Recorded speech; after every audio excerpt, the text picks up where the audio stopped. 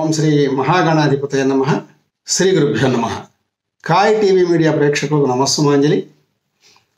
December 4వ తేదీ మధుర గాయకులు ఘంటసాల గారి జయంతి. ఆ మహోన్నత గాయకుడి యొక్క జయంతి సందర్భంగా ఆయన యొక్క అద్భుతమైన గానము, సంగీతము, వీటన్నిటిని మించి ఆయన వ్యక్తిత్వం గురించి క్లుప్తముగా కొన్ని విషయాలు సోదాహరణపూర్వకంగా ఈ వీడియోలో మనం తెలుసుకునే ప్రయత్నం చేద్దాము. ఎందుకంటే ఘంటసాల గారిని గురించి మనం పరిపూర్ణంగా చెప్పాలి అంటే ఈ 1-2 వీడియోలు సరిపోవండి. కనీసం 40-50 వీడియోలు చేస్తే కానీ మొత్తం కవర్ కాదు. అన్ని విశేషాలు ఉన్నాయి ఘంటసాల గారి జీవితంలో. అయితే మనకు అందించిన మధుర సంగీతాన్ని, గానాన్ని గుర్తుపెట్టుకొని ఈ డిసెంబర్ 4వ తేదీన ఆయన గురించి ఒకసారి గుర్తు చేసుకుంటూ విషయాలు నెమరు వేసుకోవటం ఎంతో గొప్ప విషయంగా భావిస్తూ, ఘంటసాల గారు పాడుతుంటే అవ్యాజమైనటువంటి ఆనందం ఏదో ఈ యాంత్రిక జీవితానికి దూరంగా, బహుదూరంగా తీసుకొని వెళ్ళి ప్రశాంతతతో మనస్సు త్రుళ్ళిపడేలా చేస్తుందండి. అలాగే ఘంటసాల గారి కంఠం ఒక రాగాల లోకం, ఒక భావాల నిలయం. మహాకవుల హృదయాల నుండి ఒలికిన పదాలకు భావుకత, సౌందర్యాన్ని అద్దిన కంఠం అది. లలిత గీతాలకు లాలిత్యం దిద్దిన కంఠం ఘంటసాల గారి కంఠం. ఆయన కంఠంలో మనిషి యొక్క హృదయ స్పందన వినిపిస్తుంది, రస ప్రకంపనలు పలికిస్తుంది. ఘంటసాల గారు సునాయాసంగా, సుమధురంగా కంఠం విప్పి పాడుతుంటే సుదూర లోకాలు మన ముందుకు దిగి వచ్చినట్లుంటుంది. అంత గొప్పగా ఉంటుందన్నమాట. అలాగే తెలుగు చలనచిత్ర సీమలో అన్ని వయసుల వారికి, అన్ని వయసుల నటులకు లభించినటువంటి వరం ఘంటసాల గారి కంఠం. ఎందుకంటే కంఠాన్ని ఎక్కుపెట్టి నాదాన్ని సంధిస్తే ఘంటసాల గారి కంఠం నుంచి రసగంగా జాలువారుతుంది. ఘంటసాల గారు 1922వ సంవత్సరం డిసెంబర్ 4వ తేదీన గుడివాడ పక్కనే ఉన్నటువంటి చౌటపల్లి అనే గ్రామంలో సూర్యనారాయణ, రత్తమ్మ అనే పుణ్య దంపతులకు జన్మించాడు. చిన్నతనం నుంచి ఘంటసాల గారికి సంగీతం పట్ల, గానం పట్ల మక్కువ ఎక్కువగా ఉండేది. బీదరికంలో ఉన్నప్పటికీ అనేక కష్టములను ఎదుర్కొని ఆయన సంగీతం మీద పట్టు విడవకుండా సాధన చేసి మహోన్నతమైనటువంటి స్థితికి వెళ్ళిన కార్యసాధకుడు, లక్ష్య సాధకుడు ఘంటసాల గారు. ఆయన అనేక కష్టాలు పడి సంగీతాన్ని నేర్చుకున్నాడండి. చివరకు 1942వ సంవత్సరంలో ఆయన స్వాతంత్ర సమరయోధుడిగా కూడా క్విట్ ఇండియా ఉద్యమంలో పాల్గొని 2 సంవత్సరాలు కారాగార శిక్ష అనుభవించినటువంటి వాడండి. ఆయన స్వాతంత్ర సమరయోధుడు, అలాగే పుంభావ సరస్వతి, కూలంకష ప్రజ్ఞావంతుడు, అజాత శత్రువు. ఇన్ని లక్షణాలు ఒక వ్యక్తిలో ఉన్నాయి అంటే ఘంటసాల గారు ఎంత గొప్పవారో మనం గమనించవలసిన అవసరం ఉంది. అయితే చివరకు ఆయన కోరికలన్నీ ఫలించి 1944వ సంవత్సరంలో ఆయన వివాహ సమయంలో ఆయనకు పరిచయమైనటువంటి సీరియల్ సముద్ర రాఘవాచార్యులు వారి సహాయ సహకారంతో ఎట్టకేలకు ఆయన సినిమాల్లో చేరాడని మద్రాసు నగరానికి చేరాడు. అక్కడ రాఘవాచార్యులు గారు ఆ రోజుల్లో చాలా పేరు ప్రతిష్టలు ఉన్నటువంటి రేణుకా ఫిలిమ్స్కి తీసుకెళ్లి చిత్తూరు నాగయ్య గారిని, బిఎన్ రెడ్డి గారిని పరిచయం చేశారు. అక్కడి నుంచి అంచెలంచెలుగా ఘంటసాల గారు స్వయం కృషితో కొన్ని చిన్న కష్టాలు పడుతూనే ఎదుర్కొని ఉన్నత స్థితికి వెళ్ళాడు. ఆ తర్వాత 1945వ సంవత్సరంలో స్వర్గసీమ చిత్రంతో ఘంటసాల గారి పాటల ప్రస్థానం బాగా మొదలైందండి. అప్పుడే భరణి వాళ్ళ రత్నమాలకు అసోసియేట్ డైరెక్టర్గా కూడా ఆయన పనిచేశారు. ఆ పిక్చర్ సక్సెస్ అయింది. అక్కడి నుంచి ఘంటసాల గారు వెనుదిరగల. ఇంకా ముందుకెళ్తే 1951లో పాతాళ భైరవి అఖండ విజయం సాధించి ఘంటసాల గారికి మంచి పేరు ప్రతిష్టలు తెచ్చిపెట్టినాయి అన్నమాట. అలాగే 1953లో వచ్చిన దేవదాసు, 55లో వచ్చిన అనార్కలి, 57లో వచ్చిన మాయాబజారు, ఆ తర్వాత జగదేకి వెళ్ళిన కథ, లవకుశ, అప్పు చేసి పప్పుకోడు, రహస్యము, దీపావళి, చిరంజీవులు, తోడికోడళ్ళు, వెలుగు నీడలు, ఇలా ఒకటేంటండి, చాలా హిమాలయ శిఖరాలకు చేరింది ఘంటసాల గారి యొక్క కీర్తి. ఘంటసాల గారు లేకపోతే సినిమా ఆడదు అనే స్థితికి వచ్చారన్నమాట. అలాగా ఘంటసాల గారు కొద్ది కాలంలోనే తానేందో సినిమా రంగంలో నిరూపించుకొని నిలదొక్కున్నాడు. ఇక సంగీత దర్శకునిగా ఆయన దాదాపు శతాధిక చిత్రాలకు పైబడి వహించాడండి సంగీత దర్శకత్వం. ఆయన నిర్దేశకత్వంలో వచ్చిన సినిమాలన్నీ సూపర్ హిట్టే. ఇది సంగీత నిర్దేశకత్వంలో. సంగీత దర్శకుడిగా షావుకారు, మాయాబజారు, గుండమ్మ కథ, లవకుశ, రహస్యం, గుడిగంటలు, నేను కొన్ని మాత్రమే చెప్తున్నా. అన్నీ సక్సెస్సే. గొప్ప సంగీత దర్శకుడిగా ఆయన పేరు తెచ్చుకున్నాడు.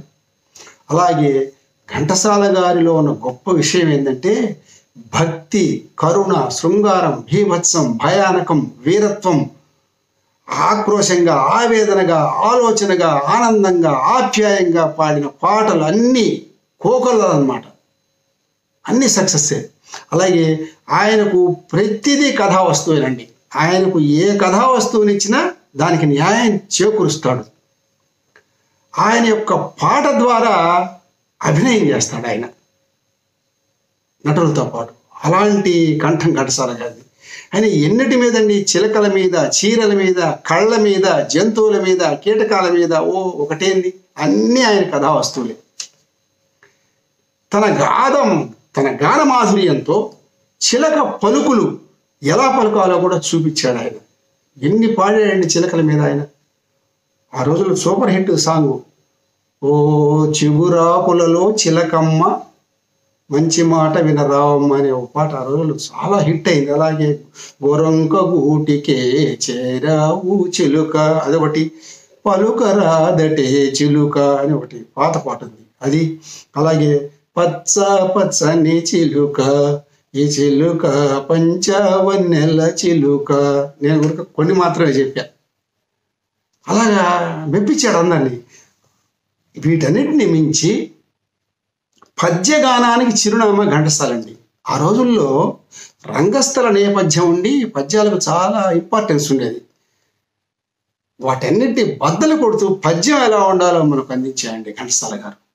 ఎందుకంటే ఆయన రాగ తాళ భావాలకు, శ్రావ్యతకు ప్రాధాన్యతనిస్తూ ఘంటసాల గారు పాడినటువంటి పద్యాలు చలనతస్యములో ఒక ప్రకంపనను సృష్టించింది ఆ రోజుల్లో.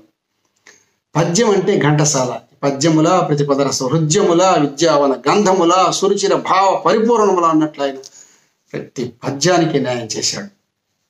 జనాలు చెవులు కోసుకునేవాళ్ళు ఘంటసాల పద్యం వినాలంటే. అంతేకాకుండా ఆయన లవకుశ, శ్రీకృష్ణ పాండవీయం, పాండవనవాసం, తెనాలి రామకృష్ణ, శ్రీకృష్ణ జీవితం, ఆయన ఎన్నిట్లో పాటలు పద్యాలు పాడండి ఆయన. అద్భుతం అన్నమాట. అలాగే అనన్య సామాన్యమైనటువంటి కొన్ని పాటలు కూడా ఆయన పాడండి. ముఖ్యంగా జయభేరిలో రసికరాజ తగువారముక మదిశారదాదేవి మందిరమై ఉండి, అలాగే జగదేక వీరుని కథలో శివశంకరి, శివానందలహరి, అలాగే ఆయన పాండవనవాసంలో ఆంజనేయ స్వామి గురించి చేసిన ఆ స్తుతి, అలా ఆంజనేయ స్వామి అలా ప్రత్యక్షం అవుతాడనమాట అందరికీ. భజే రమ్య రంభావని నిత్యవాసం, భజే బాల భాను ప్రభాచారు భాసం, భజే చంద్రికా కుందమందారహాసం అని పాడుతుంటే అలా ఎంతో శ్రద్ధతో వినేవాడు ప్రేక్షకులు. అలాగే మహాకవి కాళిదాసులు ఆయన చెప్పినటువంటి శ్యామలా దండకం అనన్య సామాన్యమైంది. నిస్వార్థ భక్తితో ఆ రోజుల్లో ఆ సినిమాలో ఉన్న నిర్మాతలు, దర్శకులు, సంగీత దర్శకులు ఒకే టేకులో పాడలేవయ్యా, ముందు శ్లోకం పాడు తర్వాత దండకం పాడు అంటే కాదు, మొత్తం ఒకే టేకులో చేస్తారని సక్సెస్ చేశాడండి. ఆ దండకం వింటే మన కర్ణ పుటములకు అమరత్వం వస్తుంది. అలా పాడాడు. హై స్థాయిలో ఎత్తుకుంటాడు. మాణిక్య వీణాం ముఫలాలయంతీం అని అలా పాడుకుంటూ వచ్చి మధ్యలో దండకాన్ని జయ జనని రుజ్జన్మణి ద్వీప సంరూఢ బిల్వాట మధ్య కల్పద్రుమా కల్ప కాదంబ కాంతారవాస ప్రియే అనుకుంటూ చివరిలో ఎండింగ్లు సర్వ యంత్రాత్మికే సర్వతంత్రాత్మికే సర్వ రక్షాత్మికే సర్వరూపే జగన్మాతృకే పాహిమాం. గొప్పగా పాడతాడండి ఆయన. దండకం పాడిన, పాట పాడిన, పద్యం పాడిన, యుగళ గీతం పాడిన, సుశీల గారితో, అందరితో, సుశీల గారితో, జానకి గారితో, పాడంది ఎవరితో అండి, ప్రతి నటుడికి పాడాడు ఆయన. ఘంటసాల గారు పాడితే బాగుంటుందని ప్రతి ఒక్కరు ఆ రోజుల్లో అనుకునేవాళ్ళు అనమాట. అలాగా పాడాడు. ఇంకా కూడా ఆయన చాలా అసలు అనేక రకాలుగా కన్నుల మీద పాడాడండి. ఎంత బాగా పాడాడు ఆయన. ఆయన పాడిన పాటలు కన్నులకు చూపు వస్తుందేమో అన్నంత గొప్పగా ఉంటాయి అన్నమాట. కన్నుల్లో మిసమిసలు కనిపించని అని ఒక సూపర్ హిట్ ఆ రోజుల్లో పాడాడు ఆయన. అలాగే కనులి వేళ చిలిపిగా నవ్వెను అనే ఒక పాట హిట్ అయింది. అలాగే ఓ దేవి ఏమి కన్నులు నీవి అని ఇట్లా కళ్ళ మీద అన్నమాట. అలాగే పదే పదే కన్నులివే బెదిరినెందుకో అని ఇంకో చోట. కనులు మాటలాడునని చాలా ఉన్నాయిలేండి, ఊరికి 2-3 ఉదాహరణగా చెప్పాను.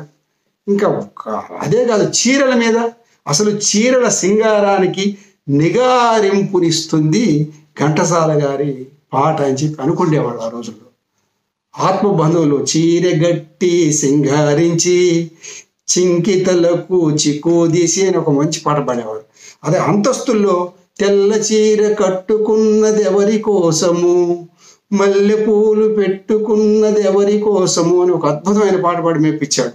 అలాగే వెలుగు నీడల్లో అయితే అది ఇంకా సూపర్ డూపర్ హిట్ జానపద టైప్ పాట అనమాట. అది సరిగంచు చీరగట్టి బొమ్మంచు రైక తొడిగి, ఇప్పటికీ అందరు వింటూనే ఉంటారు ఆ పాట, ఇప్పుడున్నా కూడా కొత్తగా ఉంటుంది.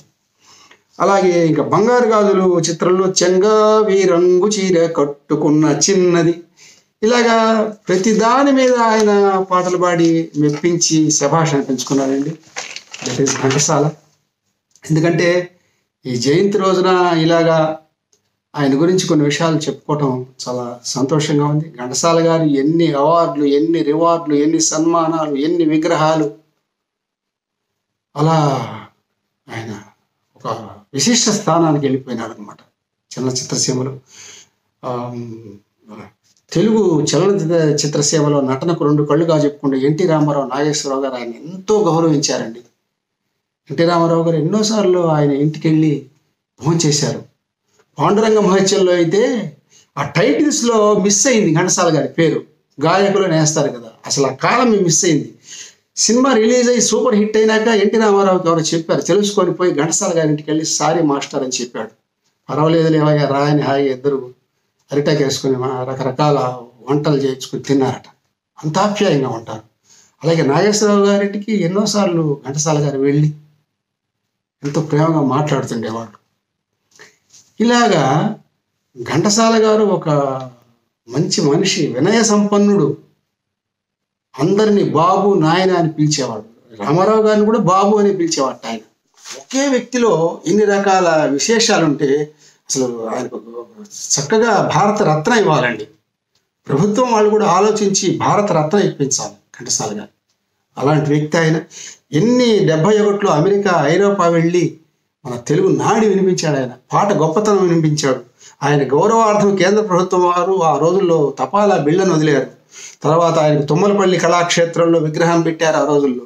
నెల్లూరులో కస్తూర్బా కళాక్షేత్రంలో విగ్రహం. ఈ రోజైతే తెలుగు రాష్ట్రాల్లో కరీంనగర్ నుంచి చిత్తూరు వరకు 100-150 విగ్రహాలు ఉన్నాయి. ప్రతి జయంతికి, ప్రతి వర్ధంతికి అభిమానులు ఆ ఘంటసాల విగ్రహం దగ్గర ఏదో ఒకటి సందడి వేడుకలు చేస్తే ఆయన తలుచుకుంటారు, పాట కచేరీలు పెడతారు. ఇవన్నీ ఒక ఎత్తు. తర్వాత ఆయన చివరిలో ఆరోగ్యం బాగలేని సమయంలో బెడ్ మీద ఉండి ఆసుపత్రుల్లో భగవద్గీత గానం చేయటం ఒక ఎత్తు. భగవద్గీత అంతా అక్కడ హెచ్ఎవి మంగపతి గారి సహాయం తీసుకున్నాడు ఆ రోజుల్లో. తర్వాత భగవద్గీతను తెలుగులోకి కోట సత్యరంగయ్య అని తెలుగు పండితుడు పిలిచి వ్యాఖ్యానం రాయించుకున్నాడు. తర్వాత మళ్ళీ ఆయన కంపోజ్ చేసుకున్నాడు. దీనికి స్ఫూర్తి ఏంటంటే లతా మంగేష్కర్ గారి తండ్రి యొక్క వర్ధంతి సందర్భంలో హైదరాబాద్కి ఘంటసాల గారిని మంగళంపల్లి బాలమురళి కృష్ణ గారిని పిలిచి ఆమె పాడినటువంటి భగవద్గీత ఎల్పి రికార్డు ఇస్తే అది విని ఇది వ్యాఖ్యానంతో వస్తే బాగుంటుందని చెప్పి 18 అధ్యాయాల్లో ఆణిముత్యం లాంటి 108 శ్లోకాలు తీసుకొని వాటి వ్యాఖ్యానం రాయించుకొని చక్కగా పాడి భగవద్గీత మనకు అందించాయండి. రిలీజ్ కాకముందు ఆయన కంచి మహాస్వామి వారి దగ్గరికి కుటుంబంతో సహా వెళ్ళి ఇట్లా పాడుతున్నా అని చెప్తే, నువ్వు పాడబోయేటటువంటి భగవద్గీత ప్రతి ఇంటిలో వినిపిస్తుంది పొమ్మని ఆశీర్వదించి 2 పుష్పాలు చేతిలో పెట్టాడు. ఆ తర్వాత సత్యసాయిబాబా దగ్గరికి వెళ్ళి ఆయన ఆశీస్సులు తీసుకుంటే ఇంటింటికి కాదు ఆయన ఈ విశ్వంలో ఉండే ఇంచెకు వినిపిస్తుంది నేను భగవద్గీత పొమ్మన్నాడు. కాబట్టి ఘంటసాల గారు ఒక గొప్ప గాయకుడు, ఒక గొప్ప సంగీత దర్శకుడు, ఒక వినయ సంపన్నుడు, అందరి అభిమానాన్ని చూరగొన్నటువంటి గొప్ప వ్యక్తిత్వం గలవాడు ఘంటసాల. అలాంటి మహానుభావుణ్ణి ఈ జయంతి రోజున మనం ఒకసారి ఏదో రేఖామాత్రంగా గుర్తు చేసుకోవటం చాలా గొప్ప విషయంగా భావిస్తూ స్వస్తి. మరిన్ని అప్డేట్స్ కోసం మా కాయ్ టీవీని సబ్స్క్రైబ్ చేసుకోండి. మా వీడియో కనుక మీకు నచ్చినట్లయితే లైక్ చేయండి, షేర్ చేయండి. మీ విలువైన అభిప్రాయాలను కామెంట్ బాక్స్లో తెలియజేయండి.